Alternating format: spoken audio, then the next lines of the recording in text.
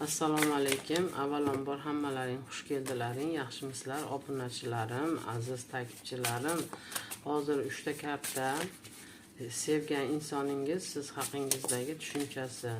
Sevgan insoningizni siz haqingizdagi tushunchasi 3 ta karta olib aytaman. Qani, siz haqingizdagi nima tushunchasi bor? Sevgan insoningizni siz haqingizdagi tushunchasi. Qandaydir sizdan uzoqlashib boryapti. Qandaydir siz xayolan yana birortasi qo'shilib qoldimikan degan diqqatchilik sizni xayolingizdan o'tyapti. Endi qarang, neujeli menga shunaqa xato ish qilsa, sababi nima degan tushunchaga tushunib o'zingizdan o'zingiz diqqat bo'lyapsiz.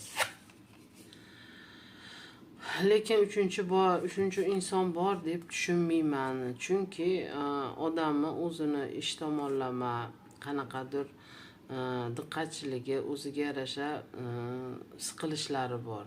Siz o'ylaganchalik emas. Yana bitta karta olaman, shu bilan karta tugaydi. Yo'q, o'zidagi hozirgi chorniy polasa deyshadi bizda. O'zida qandaydir o'zi tushkunlikka tushib qolgan inson dardi ichida birovga sirrini gapirolmaydi, o'zi bilan o'zi ovora bo'lib qolgan. O'shaning uchun yomon xayolga bormang. Kimga bu karta to'g'ri kelgan bo'lsa, kommentariyada albatta izoh qoldiringlar, men javob beraman.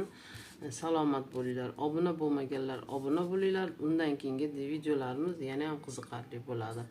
Sizlardan bitta like albatta, rahmat.